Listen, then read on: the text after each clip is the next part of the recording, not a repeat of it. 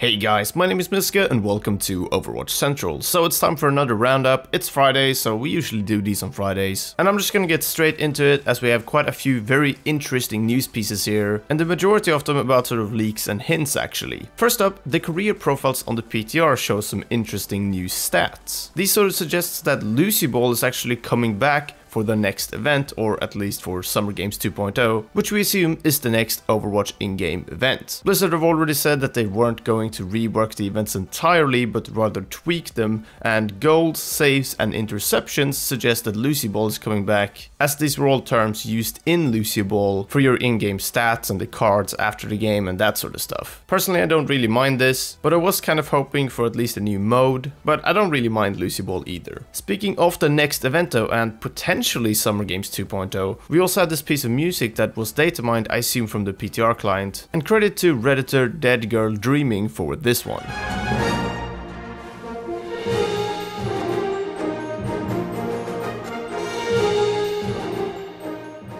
So that's the start. I'm just gonna skip to the end of this because it's actually pretty long.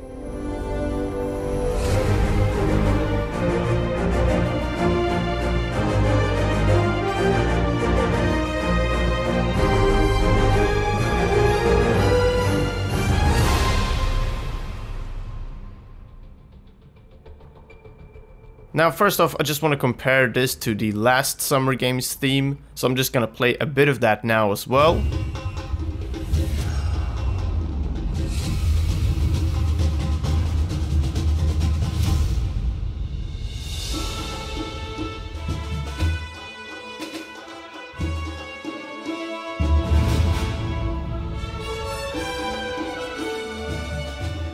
And as you can hear, they sound very different from each other really. This sort of makes me feel like this is actually not the Summer Games 2.0 music. At the same time, the Summer Games 2.0 music here is quite Olympian. This data mine piece of music does sort of feel like it could potentially fit, but various other people on the internet have commented on this, and a lot of people seem to feel like this is some sort of space theme. I'm not sure why, I guess it just feels kind of epic and similar to other space movie type of soundtracks and that sort of stuff. Either way, I wanted to include this here as I thought it was very interesting. Let me know what you think about this in the comments below. But yeah, potentially Summer Games 2.0 theme music. The little bit at the end with the ambient noises does sort of confirm that this is Overwatch menu music though, as Overwatch menu music around events has always had that bit of ambient noise at the end. Next up, I wanted to talk about the announcement that Charlotte Chung, the voice of DVa, has been teasing on Twitter. We'll probably get an official announcement later today, as the initial tweet promised a Friday reveal, but there was actually a potential DVa related leak from Gamestop here. Redditor, the official Wasteland, found a glitch on the Gamestop website